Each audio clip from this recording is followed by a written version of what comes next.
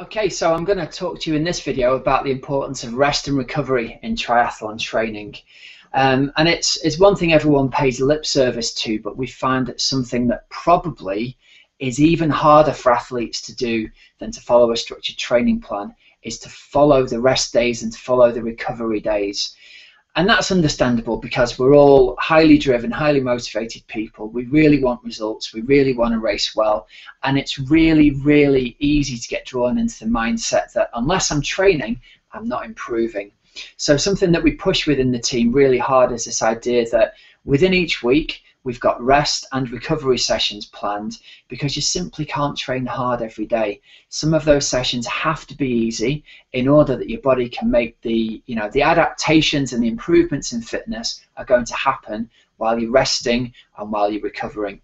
It doesn't mean that you're necessarily going to have to do absolutely nothing on a rest and recovery day, because there are bike sessions we can prescribe that are actually going to promote some blood flow to your muscles and really help with the recovery and mean that you feel better at the end of it than you did even at the start of the session. So you can definitely still do sessions that are going to help out. Similarly, with some of the swims we give, the recovery swim sets are designed to be like a free massage, and at the end of it, athletes come to us and say, I feel better at the end of that than I did at the start of it. So it's really important to plan, at least one rest and recovery focused day and another another day of the week that is, if not rest focused, then definitely recovery focused, so that you're ready to really hit it again for the rest of the week. Okay. Now, something else that we talk about within the team is the mindset of missing sessions. And that's the kind of voice in your head that tells you, you missed yesterday's session because you had to go and pick your kids up from a football match and there wasn't time to squeeze it in. So I should add yesterday's bike session on top of today's swim and run session and get them all done on the same day.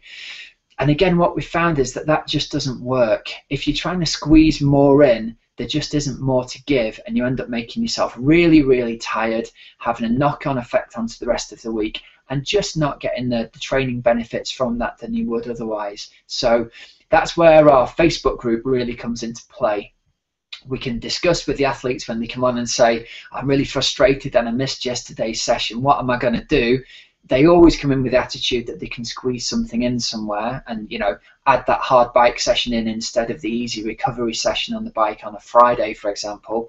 And we always lead them away from doing that, because we've got to take a step back and look at the training plan in terms of the overall week and in terms of the overall month and the overall 4 or 8 week long block, and think, okay, I've got a bigger picture here. There's a plan behind all this that's taking me somewhere. It might be that sometimes we can reorganize that week for the athlete, but on the whole, our advice is always, if you've missed a session, you can't just add it in later in the week.